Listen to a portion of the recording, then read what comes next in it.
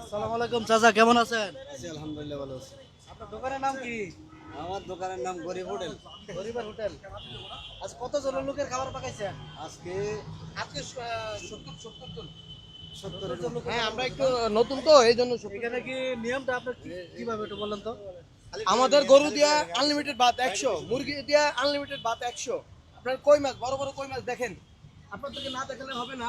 এই দেন বিশাল বড় বড় কই মাছ, ওই মাছ দিয়ে কত টাকা? কই মাছ দিয়ে 100। 100 টাকা। হ্যাঁ, আনলিমিটেড ভাত। আর ডিম দিয়ে হলো আপনার 60 টাকা। ডিমটা 60 টাকা না? হ্যাঁ, আর এটা আর এটা হলো মুরগি।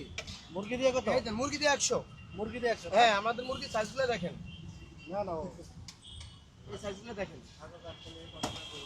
কতদিন ধরে এটা চালু করছেন ভাইয়া? আমরা এই আজকে 2 দিন ইয়া করছি। 2 দিন না? জি, প্রতিদিন কতজন লোকের খাবার তৈরি করেন?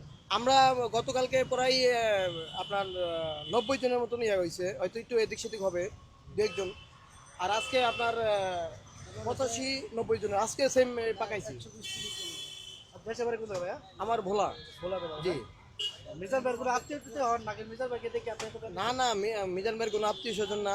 মিজান ভাইকে অনুসরণ করে কি মিজান দিচ্ছেন? ভাইয়ের দেখেও না। এখানে জায়গাটা একটু মানে এটা স্টান, এটা অনেক আগে থেকে এটা স্টান ছিল, মাঝখান দিয়ে মেট্রো রেল করার কারণে এটা ইয়ে হয়ে গেছিল। এখন আবার এই স্বাভাবিক চলে আসছে, রাস্তার পরিস্থিতি ভালো, এটা স্টান এই হিসাবে।